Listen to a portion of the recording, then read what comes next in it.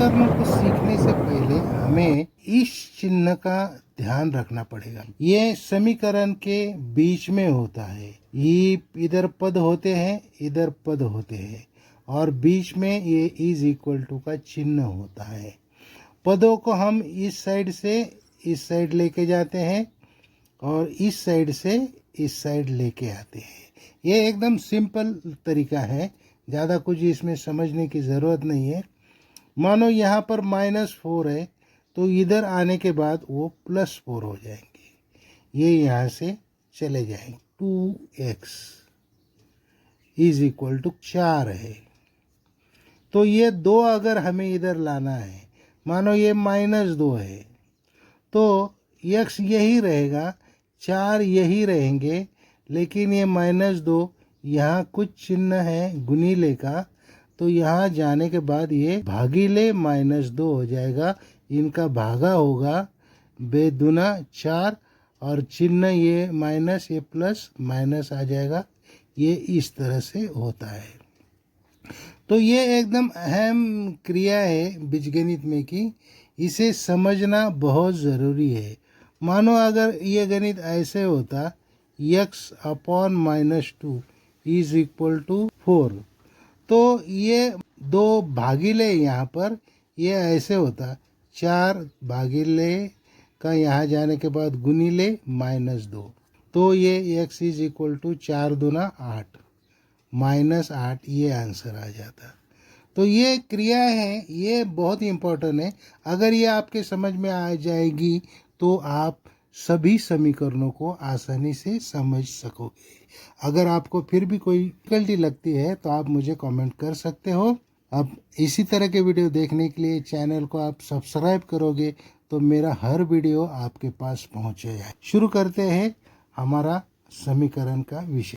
बीजगणित में सबसे इम्पोर्टेंट समीकरण होता है।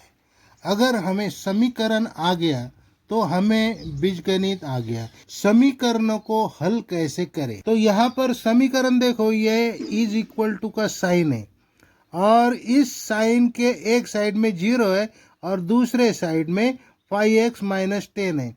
अब ये दोनों वैल्यू जो होती है सेम होती है। अगर इधर 0 है तो इसका वैल्यू भी 0 ही है।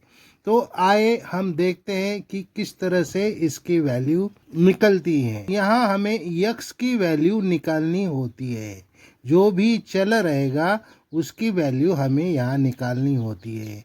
तो देखते हैं, 5x को हम वैसे लिखेंगे। अब ये 10 माइनस है तो इसको हमें इज इक्वल टू के उस साइड लेके जाना पड़ेगा। तो चलो लेके जाते हैं ये 10। अब यहाँ से यहाँ आते वक्त अगर यहाँ माइनस है तो इधर आने पर ये प्लस हो जाए। अब आगे देखते हैं, x के साथ 5 है तो इनके बीच में कोई चिन्ह नहीं है तो यह गुना का चिन्ह होता है। अब ये किस तरह से आएगा, देखो, x इज इक्वल टू 10। अब ये 5 यहाँ गुना है तो यहाँ जाने के बाद उसको भागा के रूप में हम लिखेंगे। तो अब भागा करते हैं, कितना आएगा, 5 दूने 10। तो x की वैल्यू क्या आ गई हमारी यहाँ पर, 2। तो ये हो गया समीकरण का हल। यहाँ पर x की वैल्यू आ गई 2 और ये हो गया समीकरण पूरा। अब देखते हैं दूसरा गणित। ये गणित थोड़ा इससे बड़ा है लेकिन यहाँ पर भी वही नियमों से गणित चलेगा। तो जो पहला पद है उसे लिख लो, 2x। उसके बाद ये 3x यहाँ पर प्लस है, यहाँ आने पर ये -3x हो जाएगा। और फिर अब ये 5 को हमें उधर लेके जाना है तो इस 10 को उसी तरह लिख दो, -10, और ये 5 उधर गए, हो गए -5। तो हमने चलों को इज इक्वल टू के एक साइड में लिया और संख्याओं को दूसरे साइड में लिया। ये करते वक्त जो बदलाव ज़रूरी थे वो हमने किया। यहाँ पर बेरीज बेस्ट हो गया, जो प्लस था उधर जाने के बाद माइनस हो गया, जो माइनस था उधर जाने के बाद प्लस होता है। इस तरह से ये करना है। अब देखो, ये सजातीय पद है। सजातीय पद इसका चिन्ह प्लस है, इसका माइनस है, दोनों के चिन्ह भिन्न है। यहाँ बचा x, चिन्ह आया बड़े का, इज इक्वल टू, ये सेम साइन है, सरीके चिन्ह है, तो इनका होगा जोड़ 15 और चिन्ह आ गया बड़े का। दोनों तरफ माइनस माइनस चिन्ह है तो इन्हें हम प्लस करके लिख सकते। तो ये आ गई x की वैल्यू। अब यहाँ पर लिया हमने तीसरा गणित।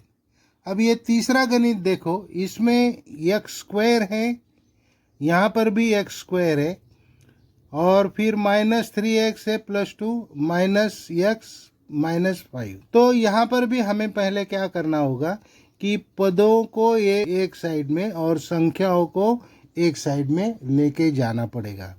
तो ये इसका लेफ्ट हैंड साइड है, इसको x वर्ग वैसे ही लिख दो। इस वर्ग को यहाँ पर लेके आओ, ये चिन्ह नहीं है तो प्लस है, यहाँ आने के बाद ये x स्क्वायर माइनस हो गया, ये -3x उसी तरह लिख दो, ये x यहाँ आ गया प्लस x हो गया, इज इक्वल टू ये -5 और ये 2 उधर जाएगा तो होगा -2। तो इस तरह से ये बदलाव हो गए हैं। ये बदलाव कुछ डिफिकल्ट नहीं है, सिर्फ समझने की ज़रूरत है। अब देखो ये सजातीय पद है, इनके चिन्ह भिन्न है, इनका घटाव होगा, इनका 0 आंसर आएगा। तो यहाँ पर देखो इनके चिन्ह भी अलग अलग है, ये माइनस है, ये प्लस है, तो बड़े का चिन्ह दे दो और 3 में से 1 गया, बचे 2x इज इक्वल टू 5 और 2 का जोड़ होगा 7 और चिन्ह आएगा बड़े का माइनस।